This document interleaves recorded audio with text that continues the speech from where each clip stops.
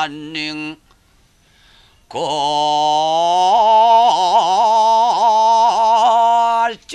골조들이 도리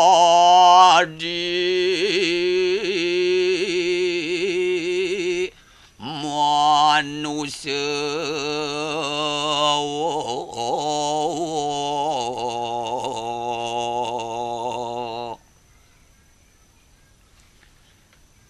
봄으로가티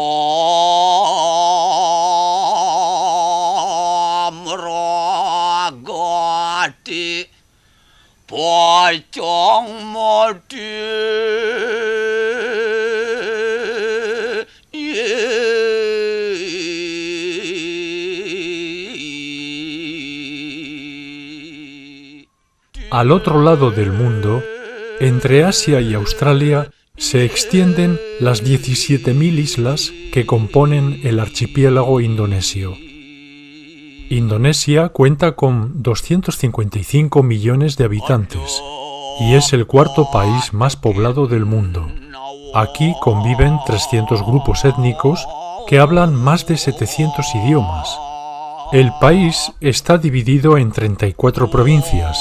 Una de ellas es la pequeña isla de Bali, que está situada a solo 3 kilómetros de Java.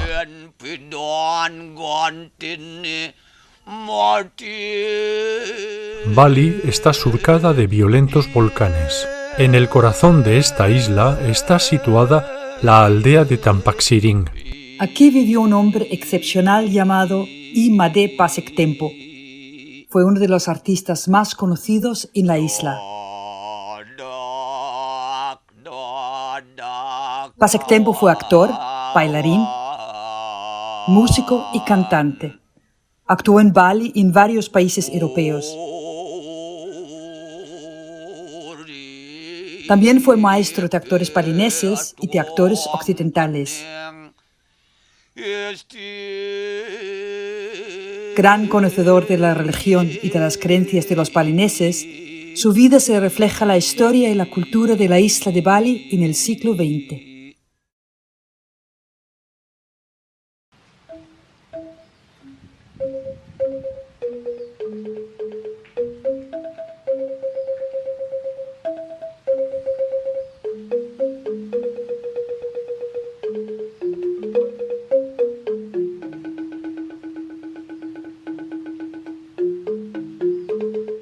I Made Pasektempo nació en el año 1927 en una familia de campesinos. Bali todavía era una colonia holandesa, así como el resto de Indonesia. En aquellos años empezaban a llegar los primeros turistas.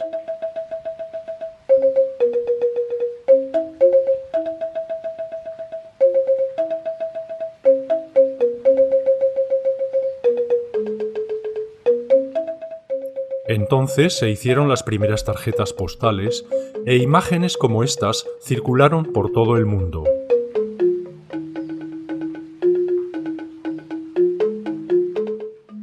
Bali fue llamada el último paraíso. En Occidente se representó a esta isla como la materialización de la utopía, y los balineses fueron vistos como el modelo del buen salvaje. Estas ideas siguen funcionando así en pleno siglo XXI, pero ¿ha sido Bali alguna vez un paraíso real? ¿Hasta qué punto todo esto no es un mito, una ficción inventada por los occidentales y por las agencias de viajes?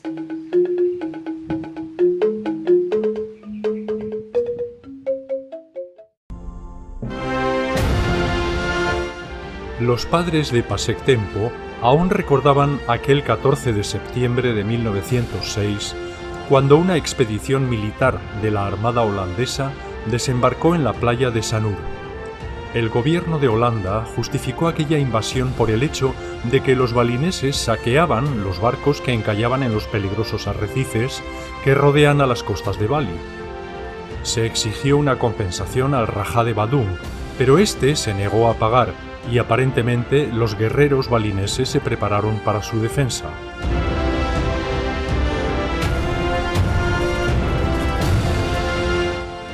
Como represalia, los soldados desembarcaron y avanzaron en formación hacia el interior de la isla.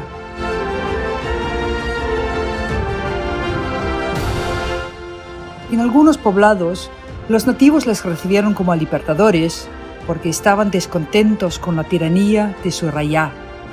En otros poblados, los balineses salieron a negociar con los invasores, pero algunos se resistieron y les hicieron frente.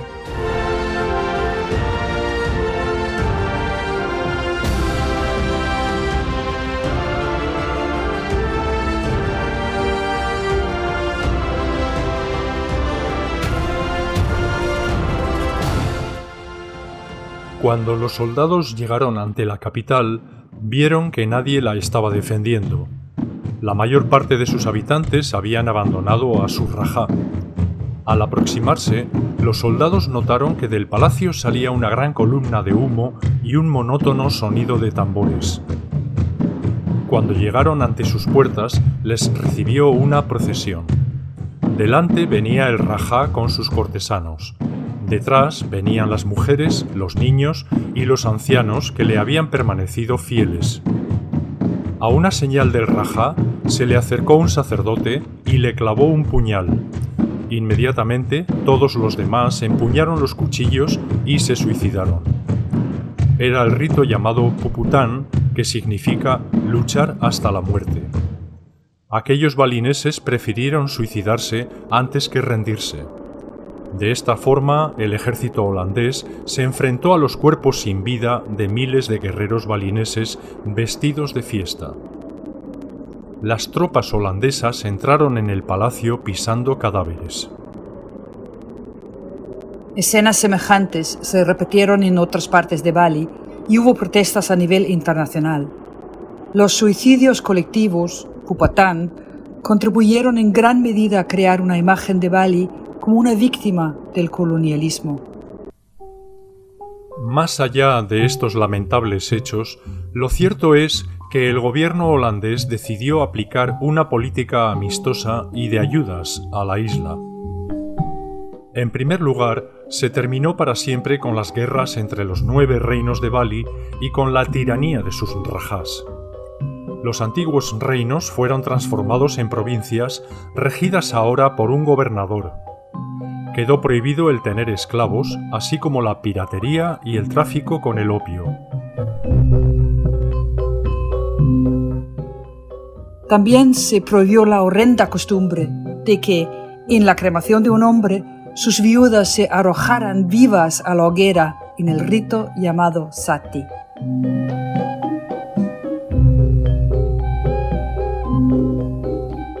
Los ingenieros holandeses perfeccionaron el sistema de riego y los campesinos balineses comenzaron a producir 2 cosechas de arroz al año.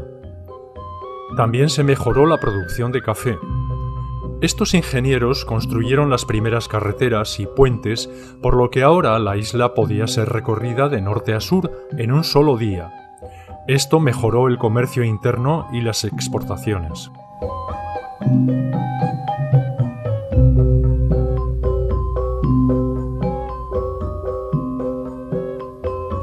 Se vacunó a la población contra las pandemias.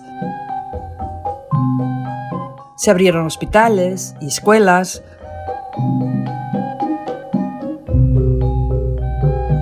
Algunos estudiantes balineses fueron enviados a completar estudios en Java y en Holanda.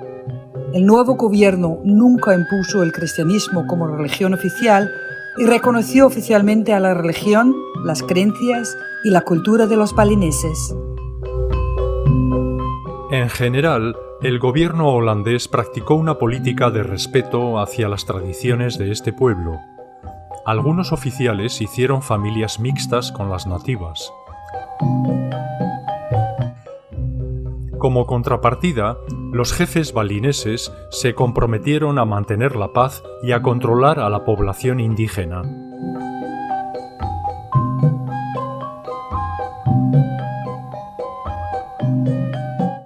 Pero la relación entre Holanda y Bali no era tan idílica como pudiera parecer, porque ahora los campesinos debían entregar una parte de sus cosechas de arroz a los holandeses.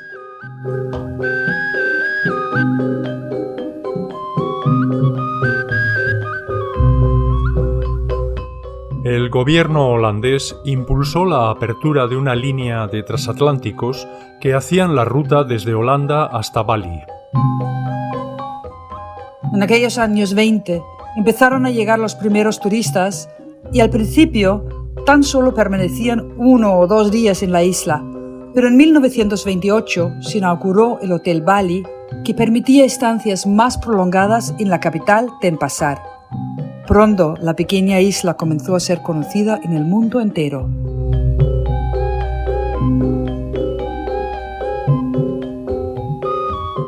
Un médico holandés realizó allí una serie de atractivas fotografías que fueron publicadas en este libro con las anotaciones de su autor. Este fue uno de los primeros estudios antropológicos sobre las costumbres de los balineses. En las fotos se muestra una isla donde reinan el amor, la paz y la belleza, todo lo que Europa hubiera querido ser. Todo esto actuó como una señal de llamada para algunos artistas bohemios que se sentían decepcionados por la civilización y creyeron encontrar su paraíso en la lejana isla de Bali.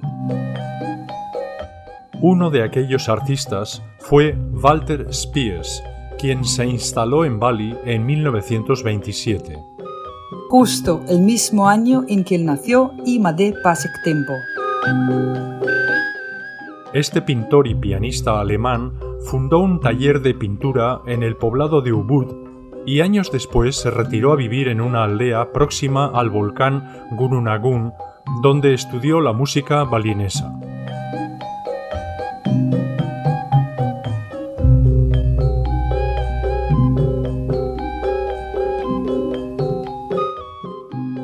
Su amiga, la bailarina Beryl de Soete, también estudió las danzas balinesas y juntos escribieron este libro que tuvo mucha difusión en aquellos años. Spies creyó haber encontrado un mundo que aún no había sido contaminado por la decadente cultura occidental. Un mundo que reflejó en sus cuadros, en los cuales muestra a los paisajes y a los nativos envueltos en una atmósfera de misticismo.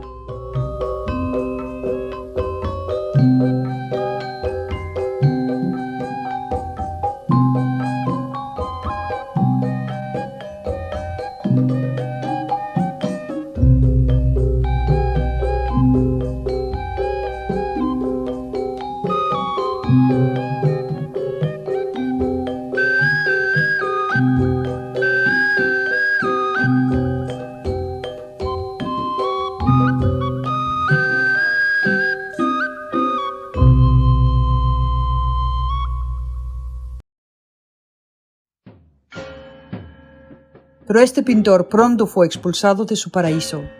Su afición por los adolescentes balineses hizo que fuera acusado de pederastia y pasara un año en la cárcel. Años más tarde, y durante la Segunda Guerra Mundial, Spies, que era alemán, fue hecho prisionero por los holandeses durante casi 2 años. En 1942 le metieron en el carguero SS Van Imhoff junto a otros 400 alemanes para transportarles hasta Ceilán, pero el barco fue bombardeado por un avión japonés y se hundió. De esta forma, la vida de Walter Spies terminó en las aguas del enorme Océano Índico.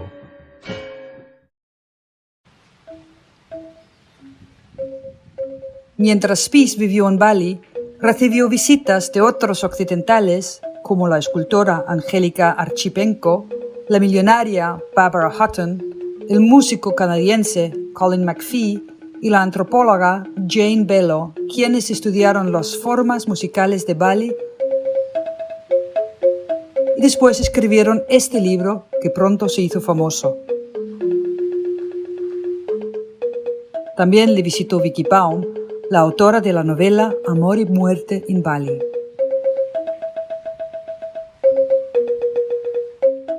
En 1930, El viejo carguero Single Springs salió de Nueva York rumbo a Indonesia.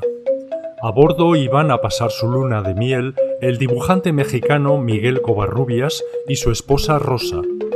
Ella era aficionada a las danzas exóticas y Miguel era famoso por sus caricaturas publicadas en la revista Vanity Fair. Con la ayuda de Walter Spies, Rosa y Miguel llegaron a conocer a fondo la isla e incluso volvieron a ella 3 años después. Miguel Covarrubias era aficionado a la antropología y escribió este excelente libro en el cual expresa su temor de que la cultura balinesa llegue a desaparecer bajo el empuje de la vida moderna.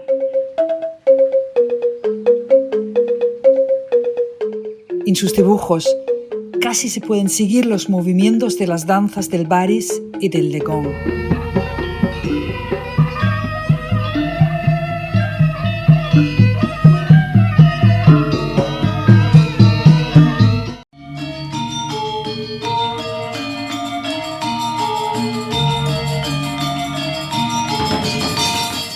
Covarrubias realizó una serie de pinturas sobre los balineses, algunas de las cuales también fueron publicadas en la revista Vanity Fair.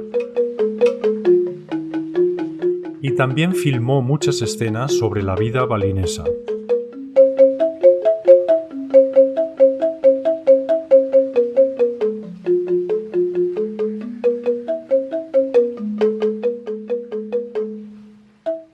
Jean Lemaire fue otro artista que se instaló en Bali y se casó con su modelo, la bailarina Nimade Pollock.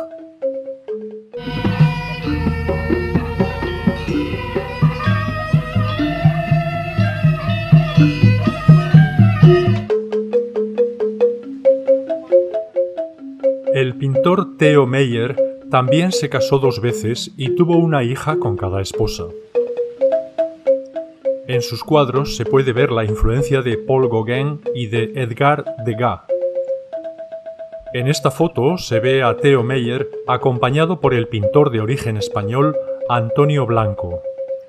Ambos están en la vivienda de Rudolf Bonnet, otro pintor que también se instaló en Bali.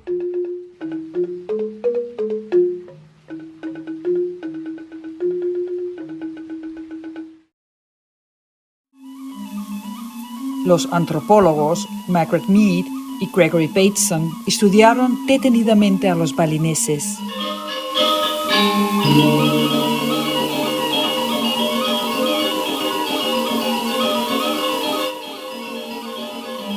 Estos 2 antropólogos filmaron el impactante rito llamado Chalonaran, en el que los actores entran en trance y aprietan fuertemente sus cuchillos contra ellos mismos.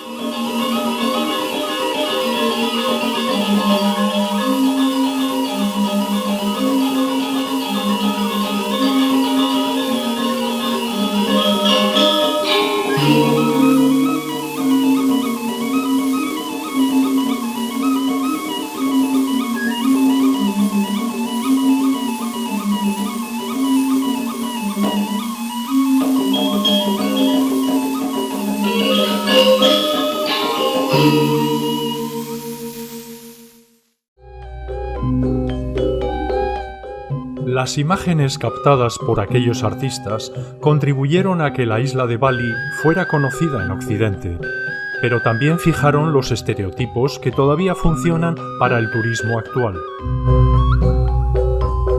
Al llamar a la isla el último paraíso y la morada de los dioses, se surgiría un lugar de una espiritualidad especial. Sin embargo, este paraíso también se vendió como un espacio donde se podían practicar el sexo en todas sus formas y que fue representado en algunas películas bastante vulgares.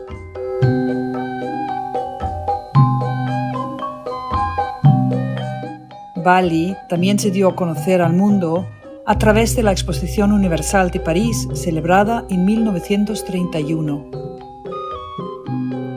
En el pabellón holandés actuó la compañía de Chocorda Gederrake de Sukawati, interpretando las danzas del Legón Keraton. el visionario Antonin Artaud presenció allí estas danzas y se inspiró en ellas para sustentar su radical teoría del teatro.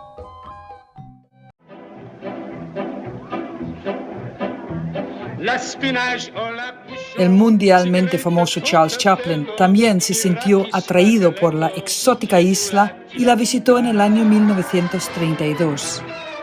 Aquí le vemos acompañado por Walter Spies en el Monkey Forest de Parentegal.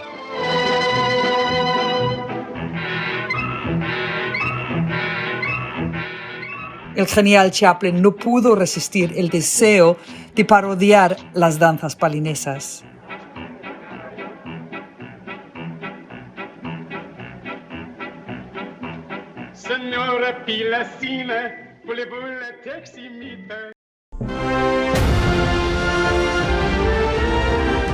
En 1935 visitó la isla el gobernador general de las Indias y los nativos le trataron como si fuese uno de los rajás del pasado.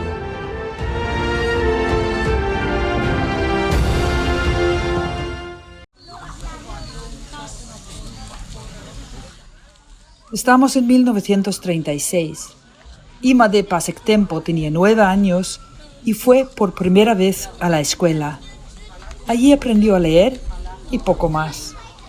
Pero su familia disponía de pocos recursos y el joven Madé tuvo que ponerse a trabajar a los 12 años. Él cuenta que a esa edad todavía no había probado ni la carne ni los huevos, solo comía arroz y verduras. Pero esta era la misma situación de todos estos niños en aquellos años. Algunos ni siquiera fueron a la escuela.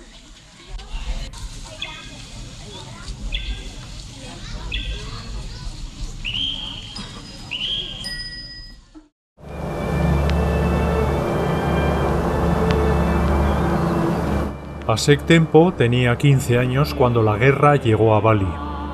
La formidable fuerza del ejército imperial japonés solo necesitó 3 meses para invadir toda Indonesia.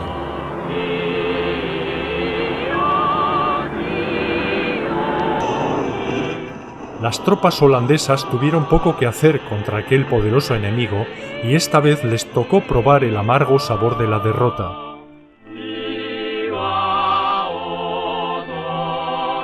Miles de holandeses fueron obligados a hacer trabajos forzados y sus familias fueron encerradas en campos de concentración.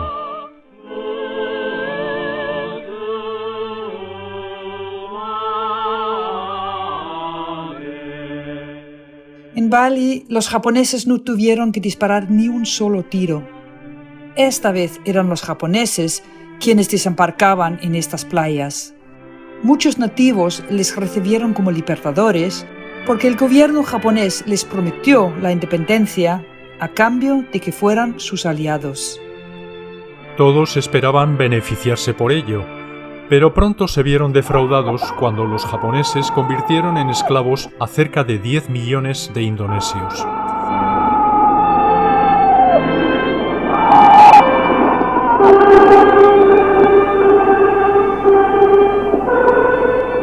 Miles de balineses fueron forzados a cavar cuevas como estas, en cuyo interior se torturaba a los prisioneros.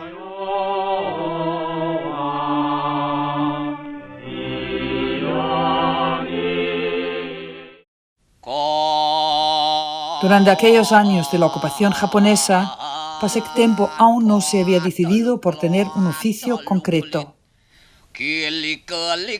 El destino social y laboral de Pasek-Tempo estaba determinado por el sistema de castas, como el de todos los balineses y el de todas las personas de religión hindú. Tempo pertenecía a la casta inferior, la de los ksatrías, pero su caso era aún más complicado porque dentro de esta casta estaba vinculado al clan de los Pasek, como indica su nombre. Aunque los miembros del clan Pasek sean de la casta inferior, ellos proclaman que son descendientes del creador Brahma. Por eso tienen el privilegio de cuidar los templos, pero a la vez tienen la muy dudosa suerte de que no se les permite tener tierras y por lo tanto carecen de un trabajo estable como el resto de los campesinos.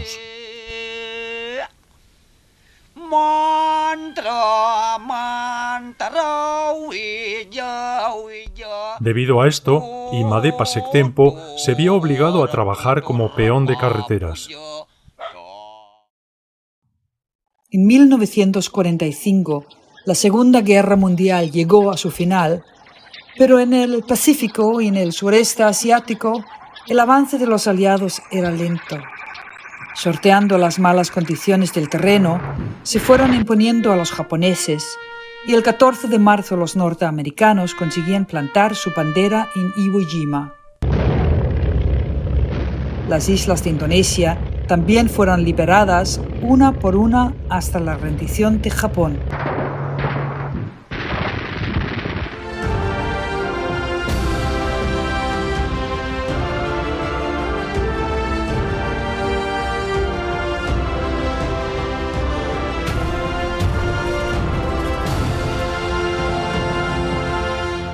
En este momento surgió el movimiento independentista y su jefe Sukarno proclamó unilateralmente la República de Indonesia. Inmediatamente los cielos se llenaron de paracaídas. Esta vez eran los holandeses que querían recuperar sus colonias. Después de 5 años de duros enfrentamientos, el gobierno de Holanda perdió el control de la situación y concedió la independencia a la nueva nación. Con el apoyo del Partido Comunista, Sukarno se autoproclamó presidente de la República. Estos indonesios no podían sospechar que sus problemas continuarán todavía durante los siguientes 20 años.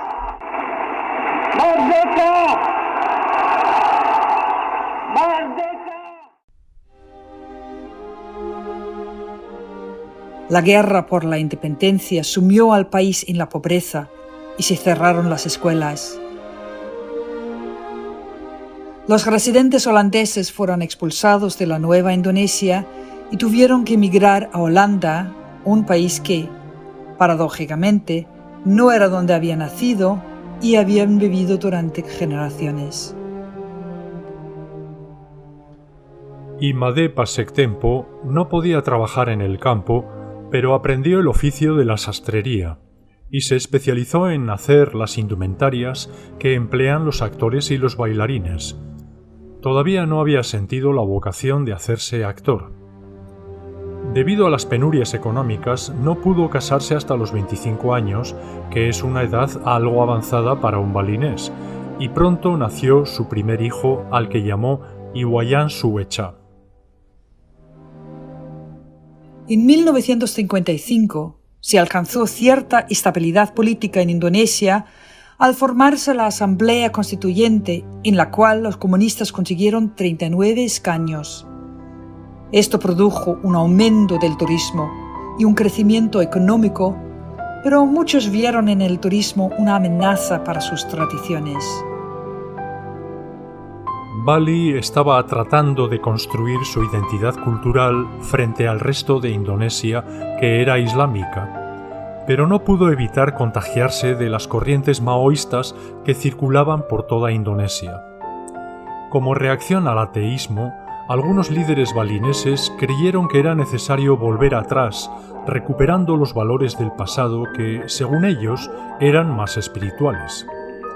Igual que ocurrió en India después del proceso de descolonización, en Bali surgieron toda clase de gurús y de guías espirituales que pretendían entroncar sus enseñanzas con las supuestas filosofías del hinduismo.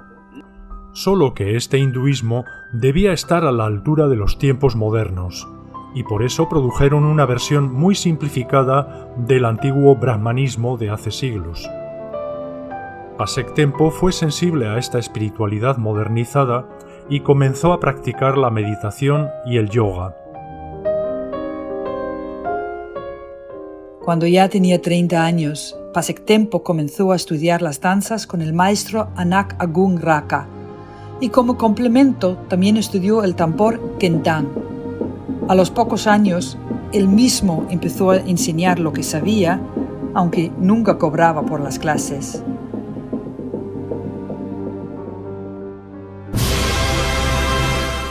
En los años 50, el presidente Sukarno pretendía convertir a Indonesia en un país aliado de la Unión Soviética. Para el año 1959 había estrechado mucho sus lazos con la URSS y con China. En la práctica, el gobierno de Sukarno se fue convirtiendo en una dictadura. En los 10 años siguientes, toda Indonesia se vio envuelta en guerras civiles y intentos de golpe de Estado.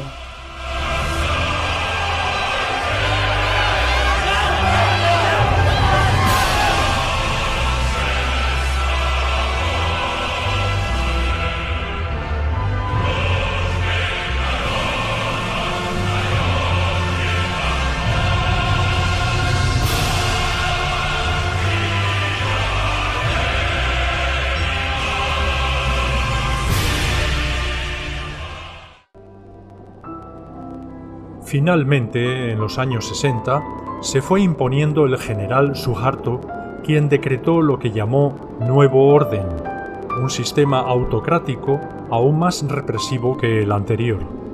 Suharto, apoyado por el ejército, realizó una masacre en la que murieron cerca de 1 millón de indonesios.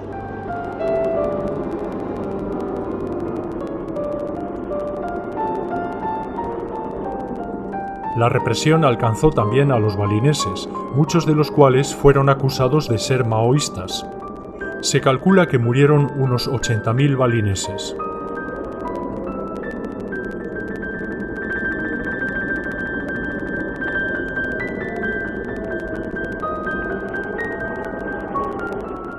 Pasek Tempo recordaba que en aquellos años había mucha inquietud por la política y mucha gente quería apartarse de la religión balinesa. Él contaba que la gente tenía mucho miedo. Una noche volvía de dar unas clases en otra aldea. Caminaba solo por los senderos, entre la vegetación, y con miedo de que alguien pudiera asaltarle. De pronto le dieron el alto. Eran unos policías que se lo llevaron detenido. Luego fue acusado de ser comunista y le metieron en la cárcel de Gianyar. Ahí dice Pasek Tempo que no lo pasó mal porque los contaba historias a los guardianes, les hacía actuaciones y esto les divertía. Ellos le tomaron simpatía y le llevaban comida, ropa y cigarrillos. Hay que decir que Pasek Tempo en aquella época fumaba mucho, como la mayoría de los balineses. Después de 6 meses, le dejaron en libertad por su buena conducta y entonces reanudó sus clases de danza y de música. Pasek Tempo pensaba que el dinero corrompe a la gente y se negaba a recibirlo por sus clases, aunque aceptaba arroz y vestidos, ya que los necesitaba para mantener a su esposa y a sus 2 hijos. Cuando las cosas iban mal, solía recibir ayuda de la comunidad de vecinos y en las fiestas les llevaban carne a casa.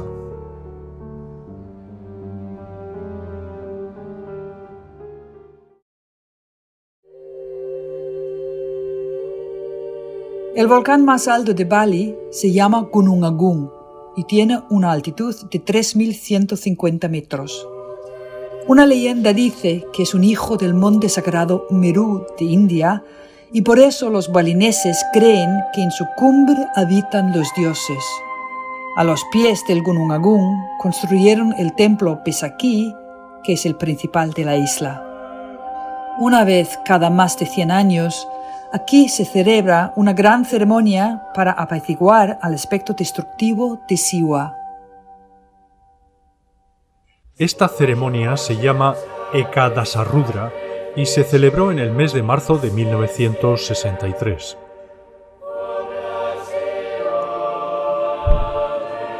En tal ocasión, aquí se reunieron miles de balineses presididos por los principales sacerdotes. En plena ceremonia, el Gunung Agung produjo una erupción repentina. En cuestión de minutos se elevó una columna de 25 kilómetros y arrojó toneladas de rocas de basalto. Los congregados para la ceremonia salieron huyendo y otros se quedaron. Por las laderas del volcán cayeron ríos de lava. Luego se produjo una lluvia de cenizas que sepultó varios pueblos. Se calcula que murieron cerca de 1.500 personas. A pesar de estar muy cerca, el templo de Pesakí no fue destruido por la erupción. Muchos balineses creyeron que había sido salvado por los dioses. En los años 70, Pasek Tempo continuó estudiando las danzas topeng y el teatro arja con varios maestros y sobre todo estudió con el famoso coreógrafo Nyoman Kakul. En 1973 formó parte de la compañía de Sardono Kusumo, un coreógrafo y director teatral de Java conocido por sus experimentos vanguardistas. Pasek Tempo explica que cuando actuaban en Bali lo hacían en el estilo tradicional. Con la compañía de Sardono, Pasek Tempo hizo una gira de 3 meses y medio por Europa y actuó en París, Nancy, Ginebra y Ámsterdam.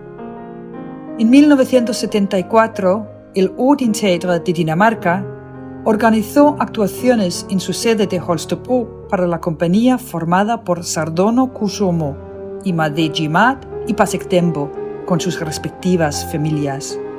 Con los ingresos de las actuaciones por Europa, Pasek Tempo fue terminando de construir el hogar de su familia en el poblado de Tampaxiring. En 1979 recibió como estudiante a Tony Coates, un actor español que entonces era miembro de la compañía danesa Odin Theatret. Tony Coates siguió estudiando varios años más con Pasek Tempo las danzas con máscaras topeng. Cuando Pasek Tempo hablaba de su vida, siempre resaltaba que el director del Odin Theatret, Eugenio Barba, le invitó a formar parte del equipo pedagógico de la International School of Theatre Anthropology, también conocida como ISTA. La primera sesión de la ISTA tuvo lugar en 1980 en Bonn, Alemania, y fue allí donde conocí a Pasek Tempo y a su hija Putri. Junto a otros maestros orientales, Pasek Tempo nos hizo demostraciones guiadas por Eugenio Barba y nos enseñó las bases de las danzas balinesas.